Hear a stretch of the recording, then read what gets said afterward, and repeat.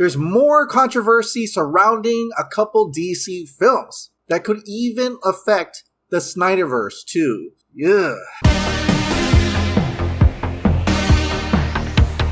Hey, welcome back to the Ping Pong Flix. My name is Chris Wong. Now, these controversies doesn't have anything to do with the actual DC films themselves. It has to do with a couple actors that are involved in their own personal issues. Now, the first one you already heard about in regards to the Flash movie, where Ezra Miller is causing, some trouble in Hawaii. This coming off from when he allegedly choked that woman and allegedly harassed a bunch of people in Hawaii. In fact, a couple actually got a restraining order against him, which actually was just dropped. A Hawaii couple have dropped their petition for a temporary restraining order against actor Ezra Miller, who is known for playing the Flash in Justice League films and allegedly harassed patrons of a karaoke bar in Big Island town last month. Now, there is no clear indication why they dropped that order. They decided not to comment on that. But then there's the other issue where there are like 10 separate calls to the police department in regards to Ezra Miller. Now, whether or not these cases are true and if Ezra Miller is at fault or not, it has caused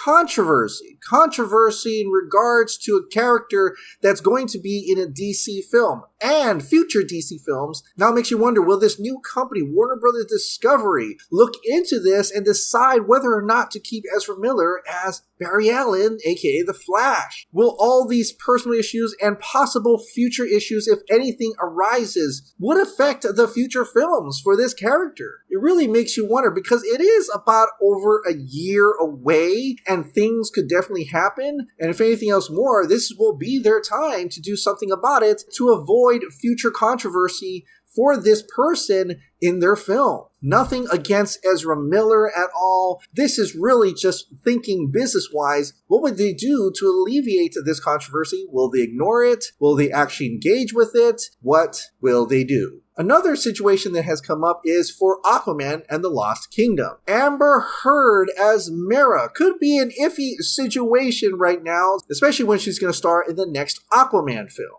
As you know, Amber Heard and Johnny Depp are back in court fighting over many different issues, causing a lot of controversy surrounding a film that really has no relation to the personal issues that Amber Heard and Johnny Depp have towards each other. But Amber Heard is bringing up a defamation case in which this whole trial has tarnished her ability to perform in Hollywood, meaning execs, actors, and directors from DC films are going to have to make statements or even be summoned to court. In fact, because of this new trial, it's being said that Aquaman 2 nearly dropped Amber Heard. According to Puck News, Warner Brothers initially declined Heard's option for Aquaman 2.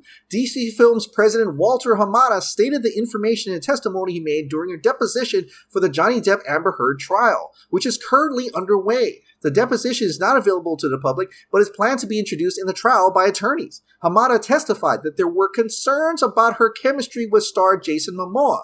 The actors have publicly referenced these chemistry issues in previous interviews. Heard's team believes her turbulent past with ex-husband Depp and the ongoing scandal it has brought was the real reason behind not being asked for Aquaman 2, a movie I was attached to recast my role, Heard wrote in her 2018 op-ed.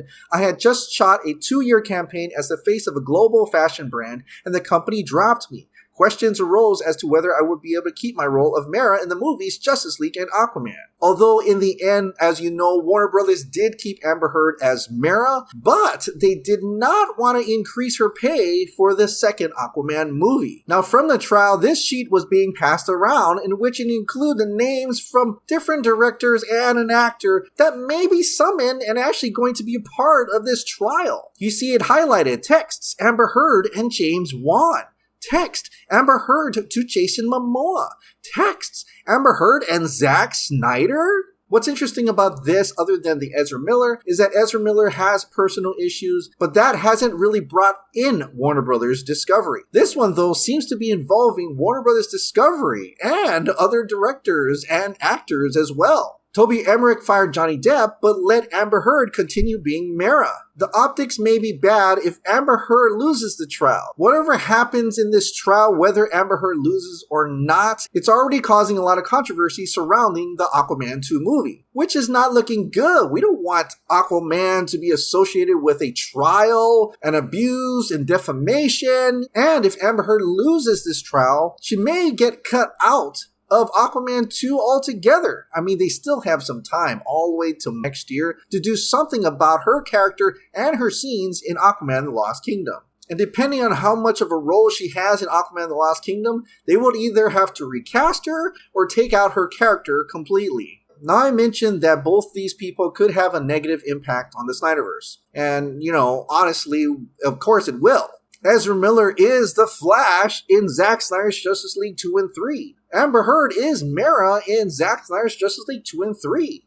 They're both pretty prominent in the nightmare world for Zack Snyder's Justice League 2. But with all this controversy surrounding the Flash and even more for Aquaman the Lost Kingdom, there is no doubt from here to when we get to actually watch the movies, there's going to be a lot of changes, and certain actors may not come back.